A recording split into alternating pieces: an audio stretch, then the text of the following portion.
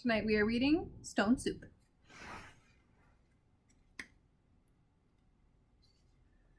A young man was walking. He walked and he walked. He walked all night and he walked all day. He was tired and he was hungry. At last he came to a big house. "What a fine house," he said. "There will be plenty of food here for me here." He knocked on the door. A little old lady opened it.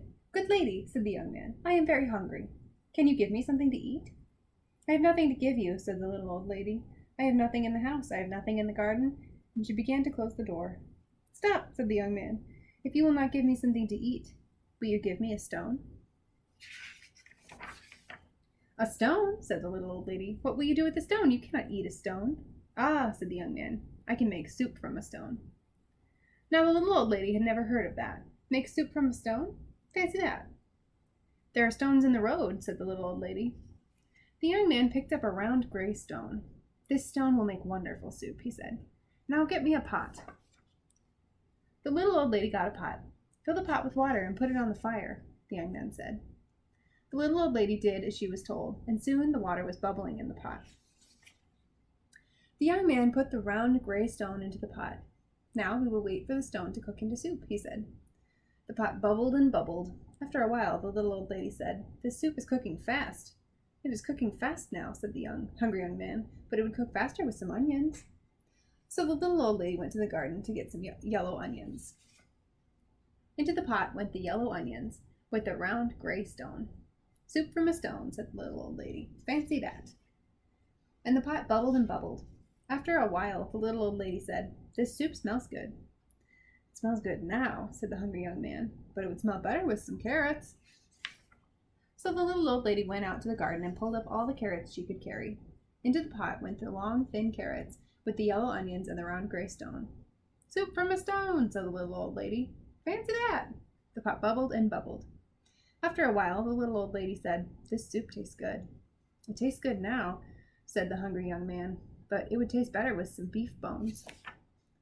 So the little old lady went to get some juicy beef bones. Into the pot went the juicy beef bones, and the long thin carrots, and the yellow onions, and the round gray stone. "Soup from a stone," said the little old lady. "Fancy that." The pot bubbled and bubbled. After a while, the little old lady said, "This soup is fit for a prince." "It is fit for a prince now," said the hungry young man, "but it would be fit for a king with a bit of pepper and a handful of salt." So the little old lady got the pepper and the salt. Into the pot went the bit of pepper and the handful of salt and the juicy beef bones and the long thin carrots and the yellow onions and the round gray stone. "Soup from a stone," said the little old lady. "Fancy that." The pot bubbled and bubbled. After a while, the little old lady said, "This soup is too thin." "It is too thin now," said the hungry young man, "but it would be nice and thick with some butter and barley." So the little old lady went to get butter and barley. Into the pot went the butter and barley with a little bit of pepper and the handful of salt and the juicy beef bones and the long thin carrots and the yellow onions and the round gray stone. "Soup from a stone," said the little old lady. "Fancy that." The pot bubbled and bubbled. After a while, the little old lady tasted the soup again. "This is good soup," she said. "Yes," said the hungry young man. "This soup is fit for a king. Now we will eat it." "Stop," said the little old lady. "This soup is indeed fit for a king, so I will set a table fit for a king." So she took out her best tablecloth and her best dishes. Then the little old lady and the hungry young man ate all the soup made with the butter and barley, and the bit of pepper and the handful of salt and the juicy beef bones and the long thin carrots and the yellow onions and the round gray stone. "Soup from a stone," said the little old lady. "Fancy that." "Now I must be on my way," said the young man, and he took the stone out of the pot and put it into his pocket. "Why are you taking the stone?" said the little old lady.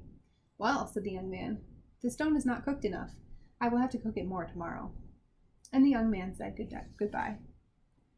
He walked on down the road. He walked and he walked. "What a fine supper I will have tomorrow," he said to himself. "Soup from a stone. Fancy that." Thanks for reading. Have a good night.